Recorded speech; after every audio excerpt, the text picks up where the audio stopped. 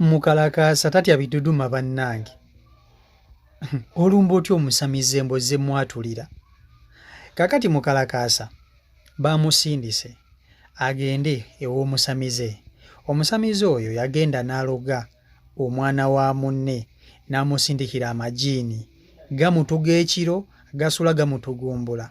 Kati maama w'omwana yalabe tasobola kulumba musamize ono kumwatulira, ko ye kamusindikire Mukalakasa amwatulire. Omusamize agamba omwana oyo yajja n'akwata mu bigali by'abajjajja. Bwe yakwata mu bigali by'abajjajja n'abbamu ssente empitirivu. Bwe yabbamu ssente empitirivu, omusamize n'esitula n'agenda mu maka g'omwana oyo abagambe nti omwana amwalute ssente zange azikomyewo. Omwana yeegaana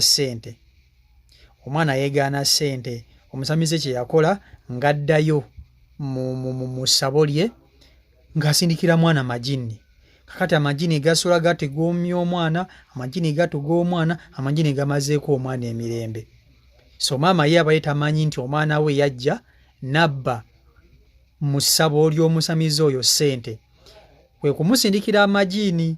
Kati ne batumayo Mukalakasa ajje alabise omusajja oyo. Njagala nkweka video kano okwerabireko, naye nkusaba video giwe like. Bw'olwo likinga video kijjambako kumata edduka ku speed eya waggulu. Naye Mukalakasa 225 wazze.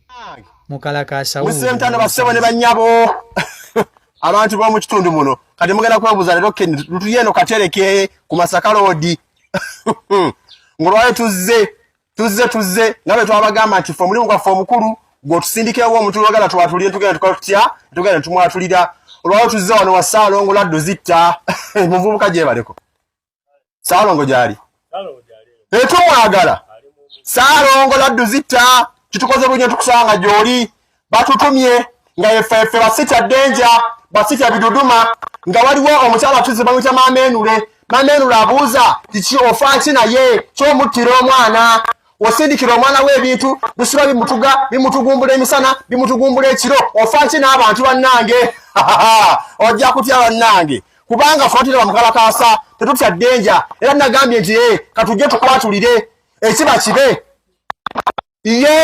batusindise gyoli nga tusindise Mamenule agamba ofansi naye wasobutira omwana ne muvubuka gwa John okukyalo kyange okumpoganya wazire otegeera ebintu byogerako. Mamenule fe yatusindise fotira Mukalakasa omugafa omukulu gw'otume w'omuntu yagala tugere tumwatulira.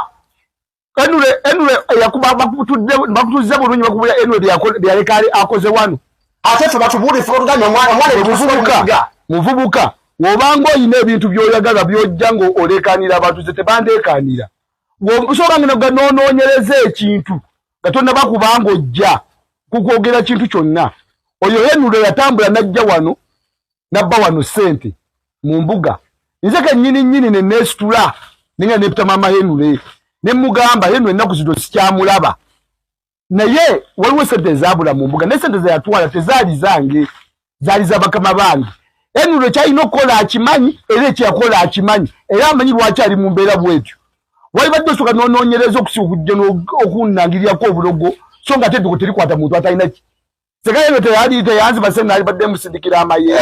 Onatusha denja, onatusha biduduma, ebyo gw'obimanyi, fe tukubuulidde omwana muveeko, omwana ottawa bwereere, muvubuka waaligenze empola. Nze bakutawo mulekaanira mu abantu. Fe tukubuulidde mulekaanira abantu. Tulidde gwe mulimu gwaffe omukulu gasa tugambyeko. Kati gwe nkubuulire ogenda kwegatta kwenu. Which is kama kugata kwenu. Nze bakutawo nga nootegeera ekintu. Nze nkubuulidde.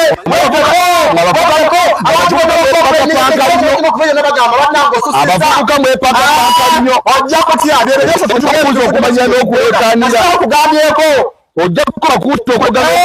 Which is you don't know. Genda olya kokole chapati bagise. Tebatwako ennaku katuli mu myaka. Bampaako ennaku ndi mu mwaka. Ojja kwegatta ku Enule. Ojja kutya. Bw'oku mwana wa Mamenule.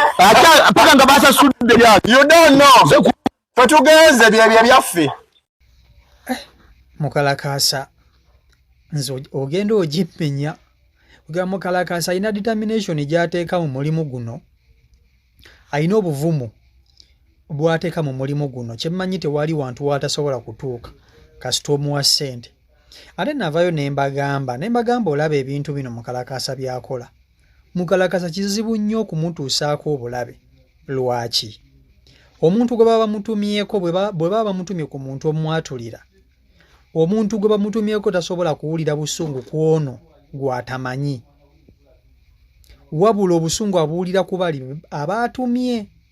Kati kitegeeza bali abaatumye ono gwe baba bazze okwatulira bw'abanga alina kyayagala okukola, kizibu nnyo okukikola mukalakasa. Ekyo mulina obba nga mukimanyi.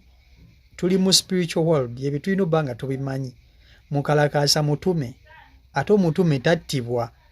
Omutume tattibwa.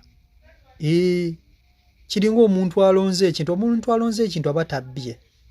So omutume tattibwa. So mukalakasa omulimu agutaddemu amaanyi.